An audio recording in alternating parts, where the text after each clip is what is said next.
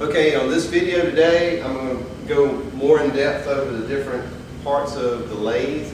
I'm going to talk a little bit more about the 3-jaw chuck and your quick change tool post, and talk a little bit about the Jacob's chuck and tailstock. When it comes to a 3-jaw chuck, it only holds round parts or some hexagon parts, but it only turns round. So put your material in your 3-jaw chuck, pick up your chuck key, solid into the 3-jaw chuck, and just tighten it up. Doesn't have to be super, super tight, but you do want it where it won't spin while you're turning the actual part. On a side note, always use a shop rule.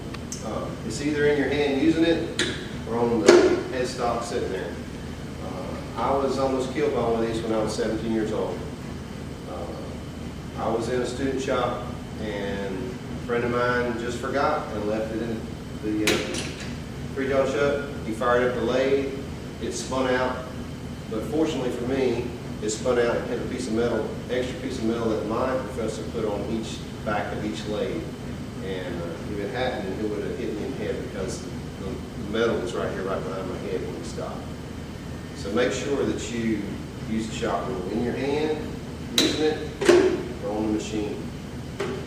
So right now, we got our part in the 3-jaw chuck. Now we got to decide on what type of process you're going to do here. You're either going to do like an ID bore, or you can groove the part using a grooving tool, or you can turn the outside diameter like we're going to do today with an outside lathe tool and a Loris tool holder.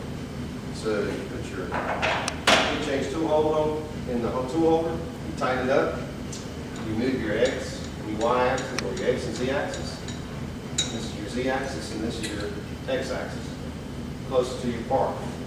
Other things you can do with this lathe, if we had the center drill and drill in the center line of the spindle, you could do that with your tailstock and with a Jacob's chuck. So right now, we're pretty much set, ready to start turning this part down on this lathe.